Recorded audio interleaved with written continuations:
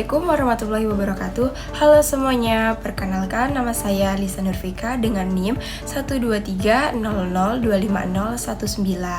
Nah, pada video ini saya akan mempresentasikan praktikum ketiga kita tentang fisika kesehatan mengenai biolistrik.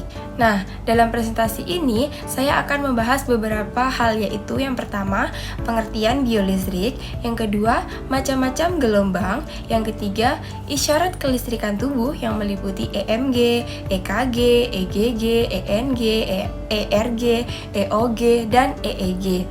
Nah, biolistrik merupakan fenomena kelistrikan yang terjadi pada tubuh makhluk hidup akibat aktivitas sel-sel tubuh, terutama sel saraf dan sel otot. Fenomena ini sangat penting dalam dunia kesehatan karena dapat digunakan untuk membantu mendiagnosis berbagai kondisi atau penyakit pada tubuh manusia. Nah, oleh karena itu, pada presentasi ini kita akan mempelajari bagaimana sih aktivitas listrik dalam tubuh dapat direkam dan dianalisis menggunakan berbagai alat medis. Baik, untuk pembahasan pertama, kita akan membahas mengenai pengertian biolistrik. Apa sih itu biolistrik? Biolistrik adalah fenomena kelistrikan yang terjadi pada makhluk hidup sebagai akibat dari aktivitas sel-sel tubuh, terutama sel saraf dan sel otot. Nah, kelistrikan ini muncul karena adanya perbedaan konsentrasi ion di dalam dan di luar membran sel yang menyebabkan terbentuknya benda potensial listrik. Nah, di dalam tubuh kita sebagai manusia terdapat berbagai ion penting seperti natrium, Na+, kalium, K+, kalsium, Ca2+, dan klorida Cl-. Nah, ion-ion tersebut bergerak melalui membran sel melalui mekanisme difusi dan pompa ion seperti pompa natrium ke kalium. Nah, itu Na+ atau K+ PAM. Nah, pergerakan ion ini menghasilkan perbedaan muatan listrik antara bagian dalam dan luar sel yang disebut potensial membran. Dalam keadaan normal, sel memiliki potensial istirahat sekitar 70 MV. Ketika sel menerima rangsangan, terjadi perubahan potensial yang disebut potensial aksi atau action potensial. Nah, potensial aksi ini akan merambat sepanjang serabut saraf dan berfungsi sebagai sinyal listrik untuk mengirimkan informasi ke seluruh tubuh.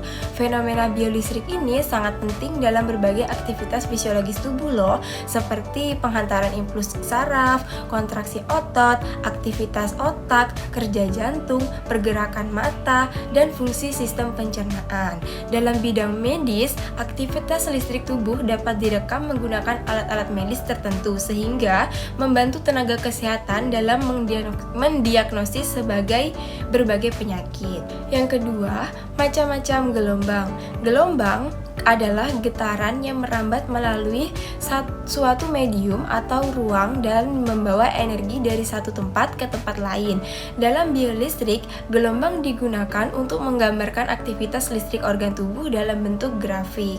Karakteristik gelombang tersebut meliputi amplitudo. Nah, amplitudo ini besarnya simpangan maksimum dari suatu gelombang. Yang kedua ada frekuensi. Frekuensi adalah jumlah gelombang yang terjadi dalam 1 detik atau Hz.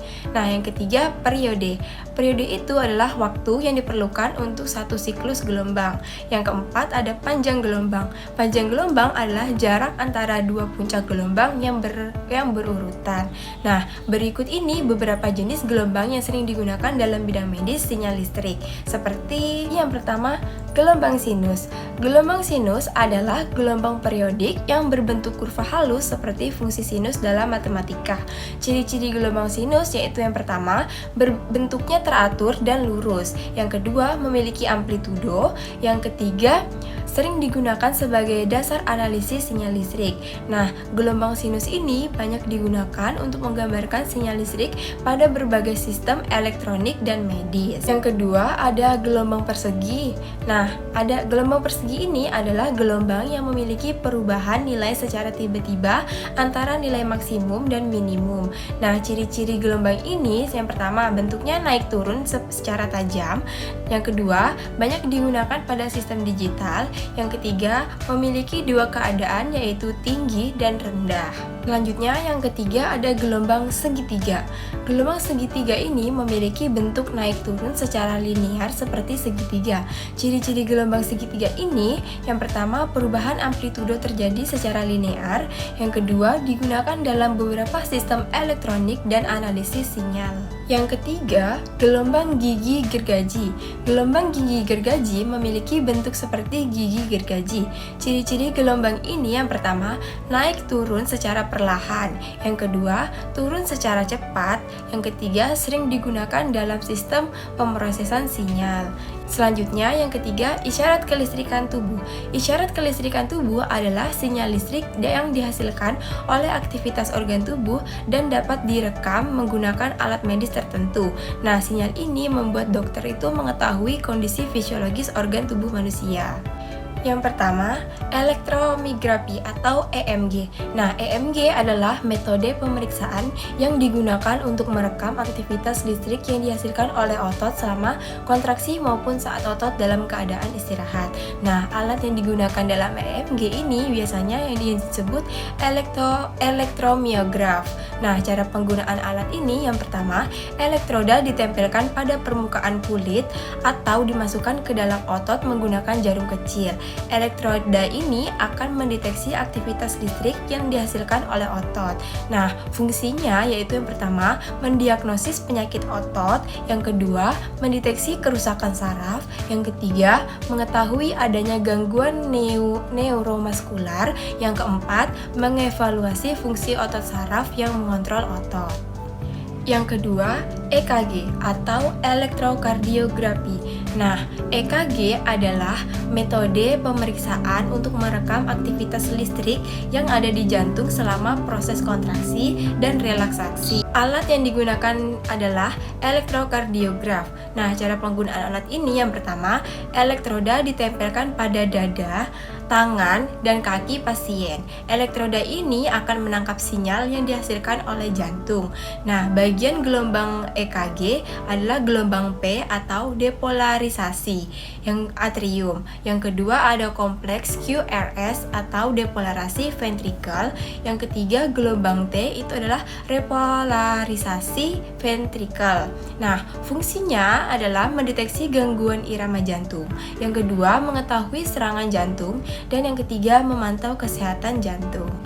Selanjutnya, EGG atau elektrogastrografi. EGG adalah pemeriksaan yang digunakan untuk merekam aktivitas listrik otot lambung.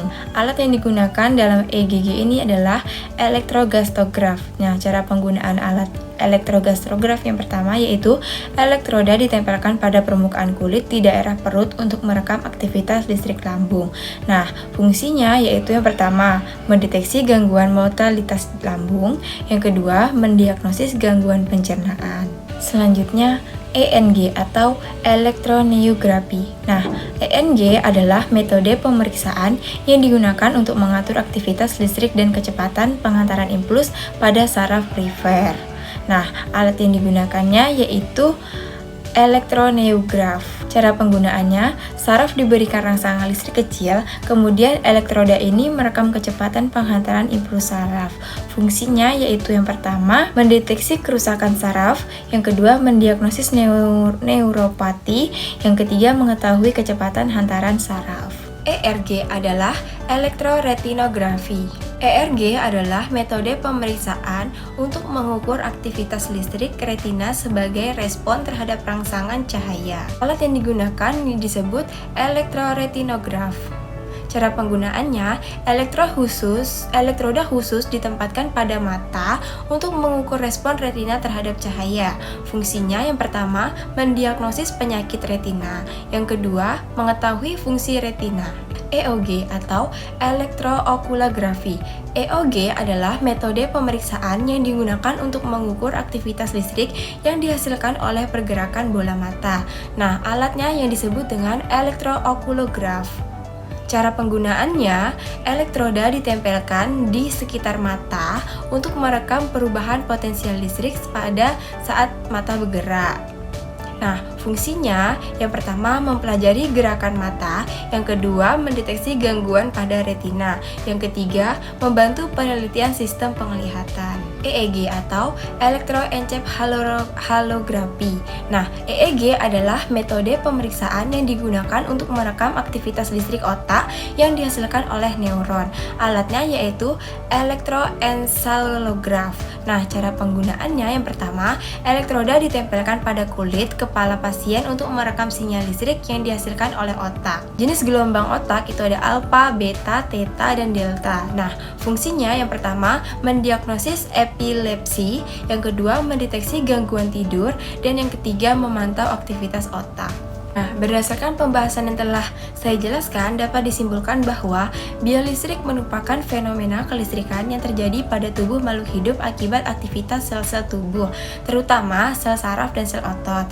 Nah, aktivitas listrik ini muncul karena adanya perbedaan konsentrasi ion di dalam dan di luar membran sel yang menghasilkan potensi listrik. Dalam biolistrik juga dikenal berbagai macam gelombang seperti gelombang sinus, gelombang persegi, gelombang segitiga, dan gelombang gigi gergaji.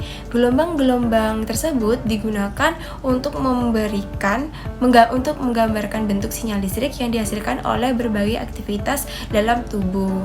Selain itu, aktivitas kelistrikan tubuh dapat direkam menggunakan berbagai alat medis yang disebut isyarat kelistrikan tubuh. Di antaranya ada EMG untuk merekam aktivitas listrik otot, EKG untuk merekam aktivitas listrik jantung, EGG untuk merekam aktivitas listrik lambung, ENG untuk mengukur aktivitas saraf, ERG untuk mengukur aktivitas listrik retina mata, EOG untuk merekam pergerakan mata, dan EGG untuk merekam aktivitas listrik otak.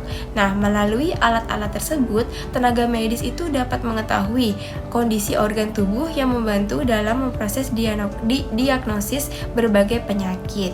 Sekian video tentang biolistrik dari saya. Terima kasih. Wassalamualaikum warahmatullahi wabarakatuh.